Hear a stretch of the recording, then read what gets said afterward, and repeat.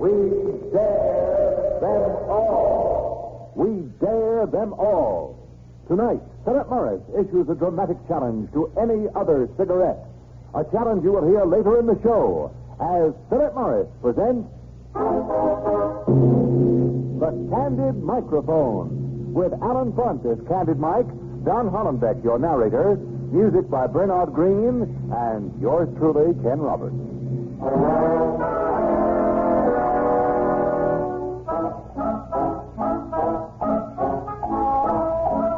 Remember, there's no cigarette hangover when you smoke Philip Morris. So... Call for Philip Morris!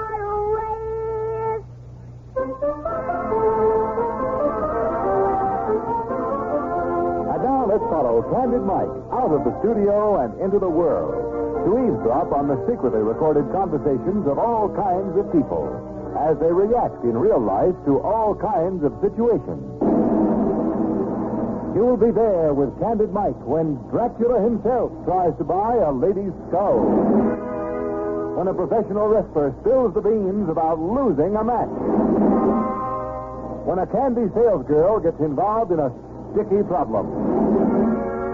You'll eavesdrop on the human side of humanity, unposed, unrehearsed, and strictly uninhibited. Because no one ever knows when he's talking into the Candid Microphone.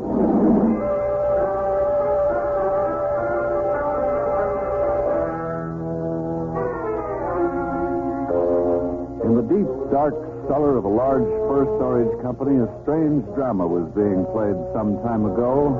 Let's set the scene exactly as it happened. We're hiding just beyond the locked door of a huge refrigerated vault, and man, it's cold inside there. A locksmith is kneeling at the bolted door of the vault, tinkering with the big lock.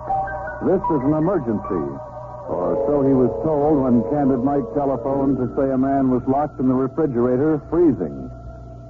But the coolest person on the scene seems to be the locksmith, as he calmly says. Listen, we get conditions of that kind all the time. Well, you think this is something unusual or something? The man is locked in. We get him with desks. We get him with safes. Is this how fast you work on it? That's right. I'm working on it. What do you do? Just stick it in there and it's done? So where's the fellow that's got the key? Some smart guy locks the thing and takes it away with him all the time. So how did he get in there? He was in there when he locked it. A nice place to be. Listen, how much is it going to cost? We run 3.5. That's the minimum charge. The minimum charge? That's just one lock, isn't it? Look, the guy is cold in there, huh? I know So it's not my fault. So you're going to argue with me over a buck. Let him freeze if you feel that way about it. Are you all right, Tom? All right, I'll get you out.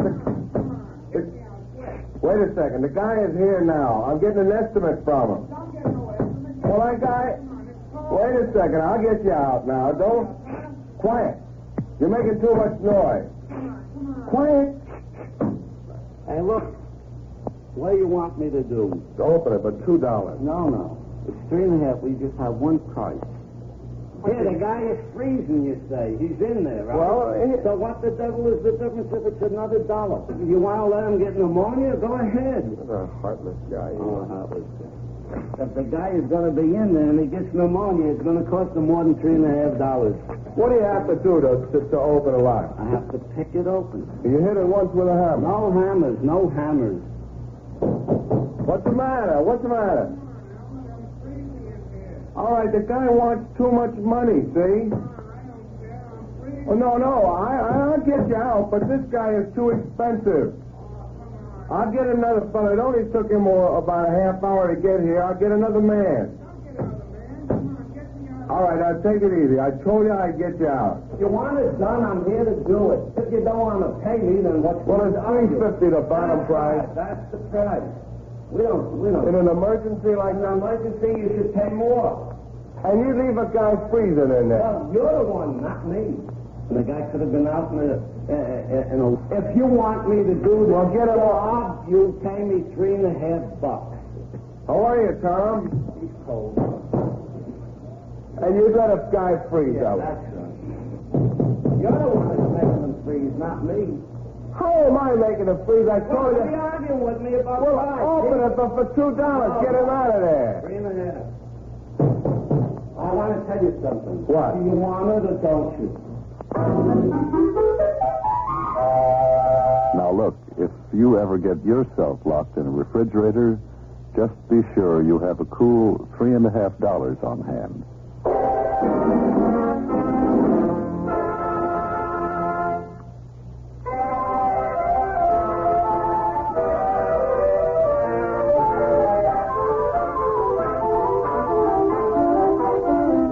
On a bright and sunny afternoon last week, a window shopping lady walked into a curio shop to browse, maybe to buy. She didn't know what she was really walking into. In the gloom and semi-darkness of the shop, she could see a pile of shrunken heads, oddly fashioned skulls, ghoulish knickknacks made of human bones. If Dracula himself were to step out of the shadows, it wouldn't surprise her a bit. Or would it? We'll find out because Bela Lugosi, the Dracula of the movies, was posing as the manager. The king of the zombies, with a polite, "Can I help you, madam?" is already talking to the lady. You see, that's an original skull with the original hair on it. Do you like it? It's certainly unusual, but I Please. don't know. These are pieces of my collection. When I travel in Africa and in Asia, I always collect odd things, and I specialize in skulls and human bones, especially if I find one where I knew the person alive. Did you see something like that? Oh, for goodness sake. This was originally an arm bone of a young girl of 9 in Africa. And when she was sacrificed by their gods, then her lover saved that little bone and made a pipe out of it. Isn't that lovely? I am collecting all these skulls and make different things out of it because that's my hobby. But my supply ran out now. It is a peculiarly sadistic hobby, if I may say so. Isn't it? That's the fascination of it. Is that really a shrunken head, or is it... No, but it is a original size head of a certain tribe of savages. They call it the pygmies. And that was saved for posterity. Good Lord. And that's the original hair, too? Yes. The original hair. You can touch them. Oh, I can see them. They're not as silky as yours. Yeah. You have a wonderful skull. You know, in a civilized country like America, I cannot get enough skulls. You know, as far as the law is concerned, I need in writing the donation of the party who would like to leave me their skull. Would you do it? No. Perhaps I could manufacture something practical out of it. I could make different things out of that. I imagine you could. You see what I could do? I could make of your skull a tobacco jar like that. So anytime I stuff my pipe, I would have to think of you. Oh, dear. Now, before you go, I have a surprise for you. Now, that little chat we just said now was recorded. Oh, really? And may I introduce myself? My name is Bela Lugosi. Really? The king of the zombies. I don't believe it, because... You don't? No. Now I take a bite of your neck. Now, here.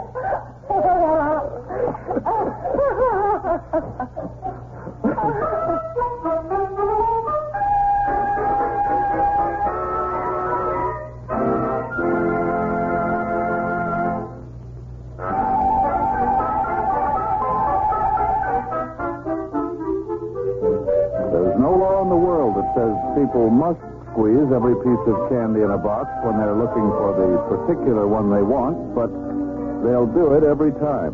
Well, how else can you tell which is a hard center and which a creamy one?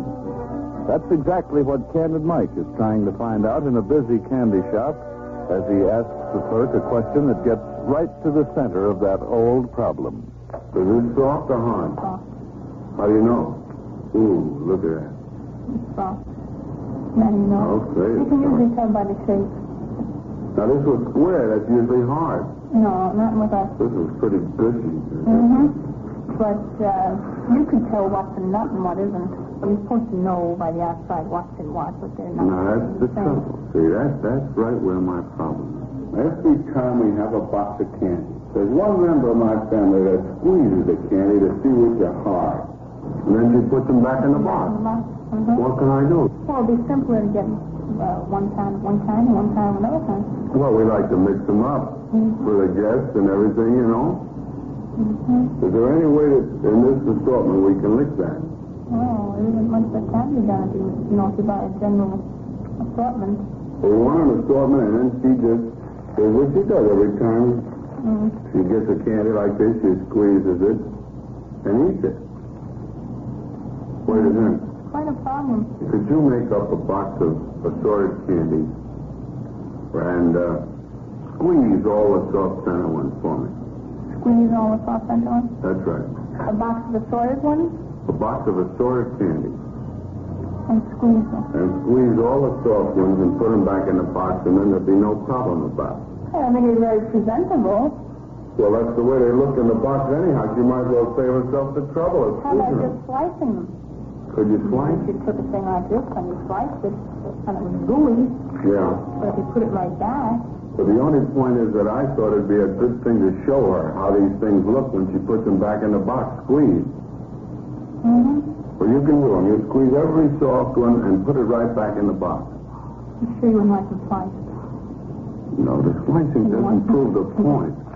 Hi, it's just that it's an unusual request. I know it is. You squeeze every single one of the soft ones. If they're runny, just let them run out. What's the softest candy that there are in there? Cream? We have a raspberry cream. Now, that would be We have a liquid butterscotch that is positively gooey. That would be good to squeeze. That would be a beautiful sight. Can you do that? Would you have to check with any manager or anything like that? Oh, I mean, as long as you want to pay for it, it doesn't make any difference to me whether you want them jumped up and down on or anything else. But I want every one squeezed and put... And if they come down upstairs and think I've lost my mind, I'll tell them I'm quite sane. I'm just going to squeeze and stop it. And squeeze them so you can see the inside. If you want them squozen, you can have them squozen. Anyone who could use a box of fine candy, freshly squozen, please write to Candid Mike, but enclose a self-addressed bucket.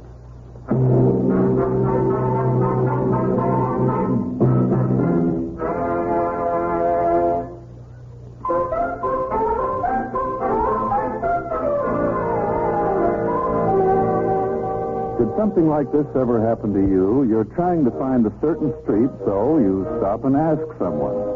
He starts to tell you how to get there. Pretty soon another man comes over and he tells you how to get there. Before they're through, you begin to wish that they'd both get lost. But this man, looking for a Barnett Avenue, had the good fortune to run into Candid Mike and his assistant. He's confused already, as he says. Look, all I want is 48th Street and Barnett Avenue. Yeah. I don't want to go on Barnett. You go down Northern Boulevard. And then turn left and go into Barnett Avenue. And circle around until you come to 49th Street. Right? And then when you circle around, you come back 47th Street and back to Northern Boulevard, and that's Barnett Avenue. Come again? You want some information about it, or you just want to... I just want to know what direction it's You want to go wrong? I know, Queens. You want to get to Barnett Avenue? I'll tell you what to do. Just light up this Philip Morris cigarette, will you? Now do the same thing with your own cigarette. Light that up, too. All right. Take a puff, don't inhale it, and let it come slowly through your nose. That's it. That's the Philip Morris. All right. Now do the same thing with your own cigarette. Take a puff, don't inhale it. Slowly there it goes through your mouth. Any difference? One was milder than the other. Which one was milder? Philip Morris. Was it milder than your own cigarette? Yes. The Philip Morris. Yes. Now, where do you want to go? Barnett Avenue. I don't know how to get there. You see, this is the microphone. You're on the radio now, the Candid Microphone. No kidding. That's right. Now, tell me one other thing. Was that really true, what you said about the cigarette? Of course it was.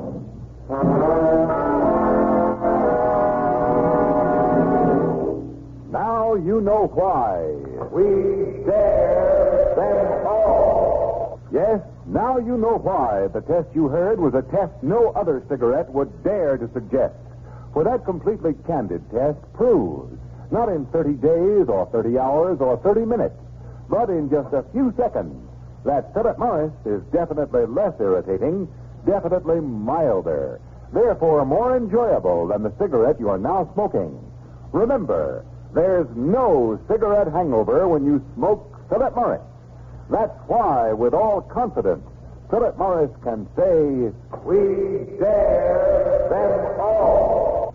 Yes, Philip Morris challenges any other cigarette to suggest this test, which gives you the opportunity to prove to yourself that Philip Morris is indeed America's finest cigarette.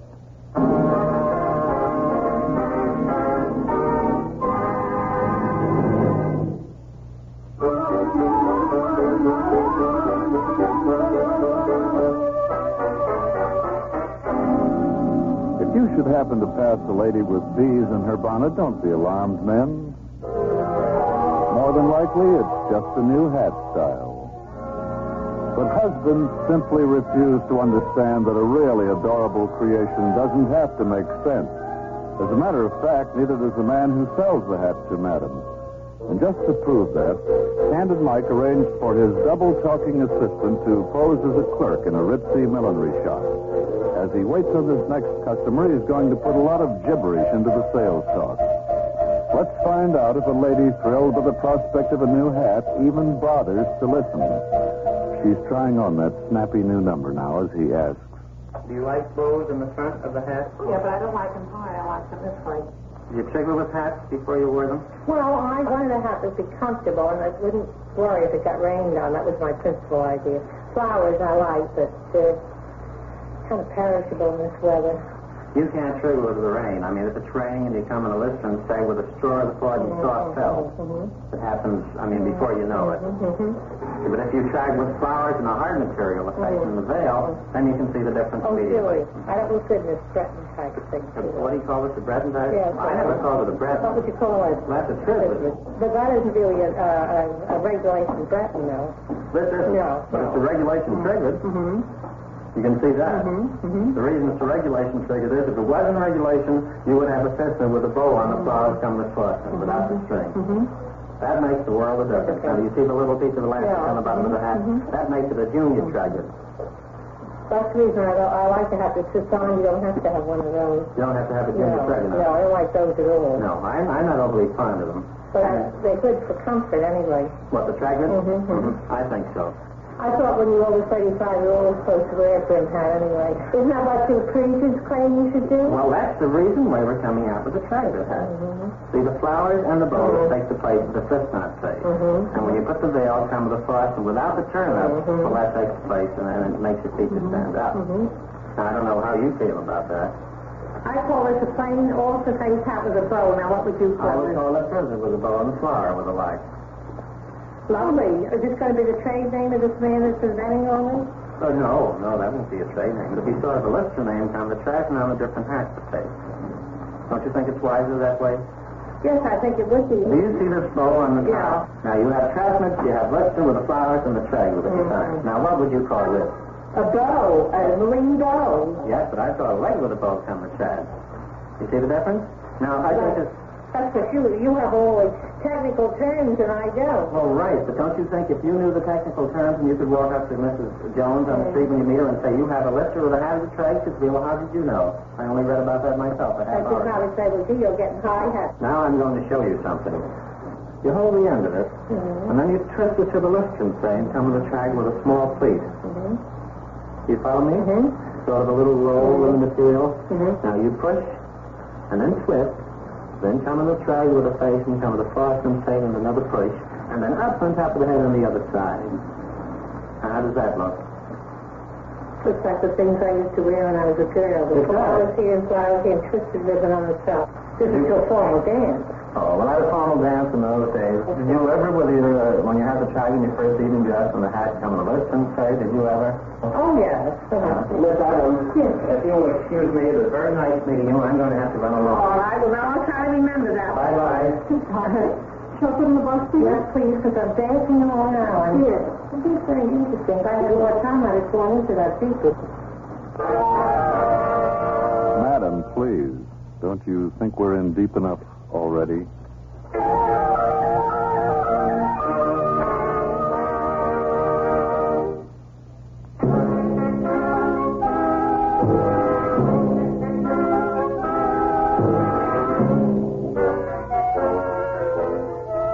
If you've ever watched a professional wrestling match, you know there must be an easier way of making both ends meet than by having some big bruiser bend you in half. It takes skill and stamina to win a bout, but losing one is an art that's harder to develop than muscle. Now, no one is saying that any wrestler ever lost on purpose, heaven forbid. But if you ever feel like throwing your weight around and coming out on top, listen in on Candid Mike's conversation with a wrestler and learn how it might be arranged. We're right in the middle of a big deal now. Maybe I might give you a little hammerlock, or maybe I might give you a half Nelson or something. You know what I mean? Yeah, you gotta, make it look legitimate. It'll look good. It'll look all right, and eventually you'll nail me in that zone. Well, you're liable to lose your temper in the middle of the fight. Foolish. I don't lose my temper. I said lose my temper. It's a business deal, isn't it? So we'll work about how long? About 8 or 10 minutes. Yeah. Okay. Do you bang the floor, or We'll bang the floor. We'll do everything, but it's got to look real. That's all. you don't holler in there? No, I don't holler. What do you mean holler? What am I? Will you grunt or something like that? I'll grunt. I'll put on the act. And you let me lick you. Sure you can lick me. What do I say? What about your reputation? I should wear a reputation. So who's some of the guys you wrestle so I'll be able to tell them, I don't know. I reckon so many of them boys. Spike Howard of Philadelphia, the guy that blood donor. He gave 1,000 transfusions, you know. He did? Yeah. He died. Did you beat him? I beat him, and then he beat me. What's the difference? I win, he wins. What do you do, toss for it or what? No, we just, if he's favored in that spot, so he wins. I'm favored in a certain spot, I win.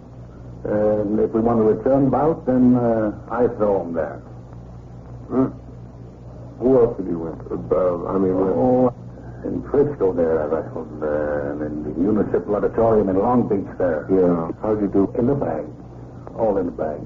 So, when you say in the bag, you mean it's... In other words, it is not a shooting match. A shooting match is on the level. See? Are there any of those? There is, but they're no good. There's no action. In fact, there's no FBI agents. No. But I'm just giving you the lowdown on this. Yeah. In a phony match, which is 99% of them are. Yeah, there's more action. People want action. But in a real match, there's no action. You clamp a hold on a man and you hold him there. Until he quits. And you think that 99% of them are sick, though? Yeah, but don't say anything about me quoting that stuff. I don't want to get myself messed up with the boys at the same time. Oh, boy, if I could lick you, then I'd really, I'd look... Well, you lick me, so what? I said what? I'd look like a big guy around. Yeah. What good things can I do to you? Like, I'd like to grab you around the head and that hammerlock and drive you against that post. All right, you can grab me around the neck and run me around. Can I drive you against the post with your head? Yeah, and I'll kind of ward myself off. Naturally, I'm not going to stand there and have you hit my the post, see? I'm going to try and protect myself. Yeah. Naturally, you've got to hold your punches. Well, supposing I slip a little bit, then you'll get mad at me. You'll tear me apart. No, I wouldn't get mad at you. Don't let the stunts I pulled scare you, see? See, now you're a good-natured guy, but supposing I ram your head against the post there, You lose all your good nature. You don't have to do them things. I could do the same thing to you, couldn't I? That's what I'm afraid of, see? Don't just come up and smack me, hard, and kick me and all that stuff. Don't do it. Because that's all hokum, what you've seen in the ring. It is? That's all. Sure looks because if it was on the level to kill one another. I might just ram your head against that post. I always wanted to do that to somebody. You must have the wrestling match. Is it essential to have it? Yeah. Or you want to make yourself a hero when you wouldn't mind if I just kick you once hard on the chest like they do in the wrestling matches. You see, when I got you down, I have a finger hold on you or something like that, and I just kick you. No, I'll tell you, somebody's out to get hurt. Oh, no. Oh, yeah. Well, you just told me... When you work with a novice, when you work with a guy you don't understand, you'll hurt him or he'll hurt you, see. I don't care. I don't want to win. It's no glory to me. That's it. Win. You don't care. Let me win, because I've never won before. Most guys, little guys, come up there, they beat me.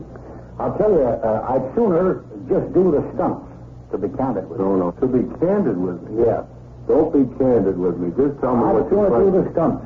I'd pull the car loaded, I'd pull against a dozen men, and I'd bend these heavy spikes with the jaws. And if you went the country over, you couldn't duplicate. No, you gotta have that wrestling match. How do you break those spikes? With my mouth, Are your teeth that strong? Yeah, they're very strong.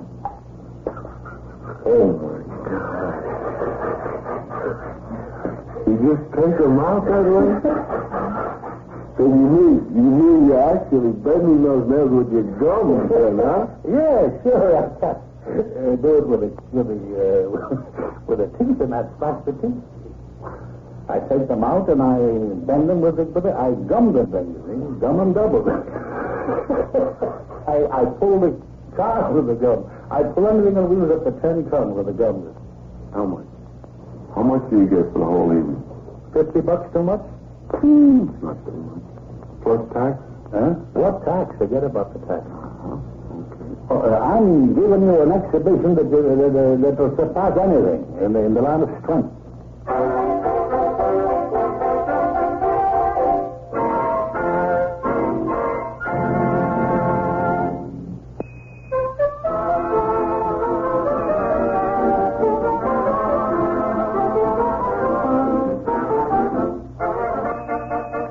So, until next week, the Candid Microphone goes back into hiding. It's better to catch you in our act.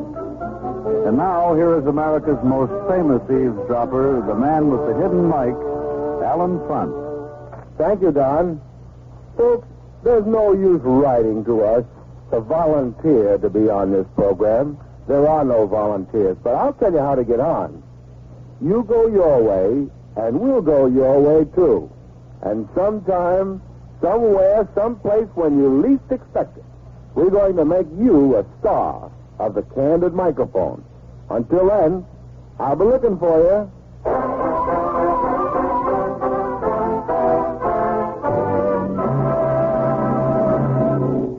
We dare them all. We dare them all.